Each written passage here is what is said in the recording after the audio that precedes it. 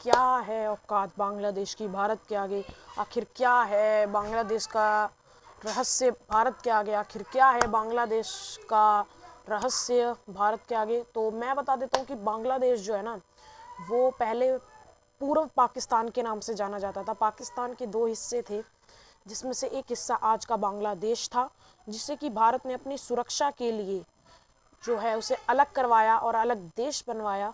और फिर उसे उस समय जो है जो भी सुविधाएं चाहिए थी एक देश को, वो सारी सुविधाएं उस समय भारत ने प्रोवाइड की उस बांग्लादेश को। और अभी के समय पर भी जो भारत है वो बांग्लादेश को बिजली दे रहा है, बांग्लादेश को भाई खाना दे रहा है, बांग्लादेश को सारी सुविधाएं अभी के समय पे भी दे रहा है, और जो कि बहुत सस्ते दामों पे दे रहा है और देशों के मुकाबले। तभी भी जो बांग्लादेश है वो भारत पर हमेशा से सवाल उठाता है और बेमतलब के इल्ज़ाम भारत पर वो लगाता रहता है, जो कि सच भी नहीं है। और कुछ इस तरीके के इल्ज़ाम लगाए जाते हैं भारत के ऊपर, तो आखिर मैं भी ये मानता हूँ कि गलत है। और बांग्लादेश के एक लीडर ने ये कह दिया कि भाई हम पूरे नॉर्थ ईस्ट इंडिया पर कब्जा कर लेंगे, जैसे कि कोई नेपाल हो, ये जैसे कि कोई छोटा सा आपका कंट्री हो कि ऐसे आप कब्जा कर लोगे। भाई India is the world's seventh biggest country भाई, विश्व का 7वां सबसे बड़ा देश है भाई, और वर्ल्ड में टॉप 5 के अंदर इंडिया की आर्मी आती है भाई। तो ऐसे ही कब्जा करना आसान नहीं है इंडिया के ऊपर भाई। और आप तो भाई आसपास भी नहीं हो इंडिया के, ना क्षेत्रफल में, ना डेमोक्रेसी, ना आपके अंदर डेमोक्रेसी है भाई, ना आपके अंदर कोई भी जो आपके रूल एंड रेगुलेशन या कोई भी चीज़ आपकी इंडिया से मैच नहीं खाती है। तो आप इंडिया पर तो सवाल उठाना छोड़ो यार, आपका खुद का देश जो है आपके खुद के लोगों के लिए सेफ नहीं है, तो आप खुद के देश के लोगों को तो सेफ कर नहीं पा रहे, आप दूसरे देश पे किस तरीके से अटैक कर सकते हैं, आप ये खुद बताइए। और बांग्लादेश से मेरा ये सवाल है, अगर आज भारत उन्हें बिजली देना बंद कर दे, तो क्या जिस माइक से वो भाषण देना चालू कर रहे हैं इंडिया को, क्या वो माइक चलेगा बिना बिजली के? क्या वो माइक आपके देश में आएगा? आपका बांग्लादेश खुद का बनाया हुआ कुछ भी नहीं है।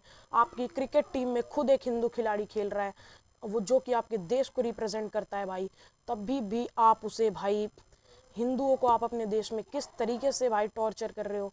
ये तो भाई पूरी तरीके से गलत है ना यार, क्योंकि वो हिंदू सैनिक भी आपके देश के लिए लड़े थे 1970, या मैं अच्छे से मुझे पता नहीं है, उन लड़ाइयों में जो है हिंदू सैनिक भी भारत के लड़े थे आपके देश के लिए। आखिर क्यों आप हिंदुओं के साथ ऐसा कर रहे हैं? और मैं मानता हूँ कि बांग्लादेश में कुछ लोग जो है यार वो अच्छे भी है मुस्लिम, बट उन लोगों को भी भड़काया जा रहा है भाई, और ऐसा उन्हें लग रहा है कि ऐसा करके वो भाई इंडिया को बहुत ज़्यादा डरा देंगे, कुछ कर देंगे, कुछ कर देंगे। ऐसा कुछ भी नहीं है भाई, क्योंकि पाकिस्तान जो कि आपसे भी बड़ा देश है भाई, उसको भी जब उसने हमारे पर कुछ कोशिश की थी गलत करने की, तब उसे भी उसका रिजल्ट मिल गया था। तो इस तरीके से इंडिया पे कब्जा करना तो भाई इम्पॉसिबल है भाई बांग्लादेश के लिए। ये तो वही बात हो गई भाई, रातों रात सपने देखे दिन में आए कुछ नहीं। तो भाई पूरी तरीके से जो बांग्लादेश है वो सपने ही देख रहा है भाई इंडिया से जीतने के। तो बांग्लादेश से मेरा यही कहना है कि भाई, मैं पूरे बांग्लादेश कंट्री को पहली बात नहीं कह रहा हूँ, मैं बांग्लादेश के उन लोगों को कह रहा हूँ जो इंडिया के खिलाफ है, जो इंडिया के हिंदूज के खिलाफ है, जो अपने ही देश के हिंदू के खिलाफ है।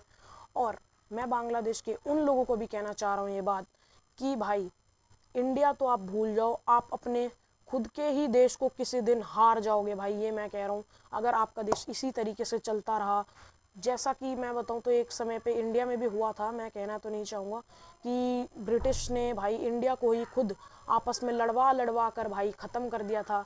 फिर इंडिया एक हुआ और इंडिया ने ये चीज़ अपनी आज़ादी खुद ही ले ली भाई। तो मैं दोबारा से यही कहना चाहूँगा भाई कि इंडिया पे कब्जा करना तो बहुत बहुत हार्ड है। आप अपने ही देश में एकता बना कर रखिए, अपने देश में आराम से रहिए, और भारत हमेशा से अच्छे देशों का सहयोग करेगा, बुरे देशों का विरोध करेगा। धन्यवाद।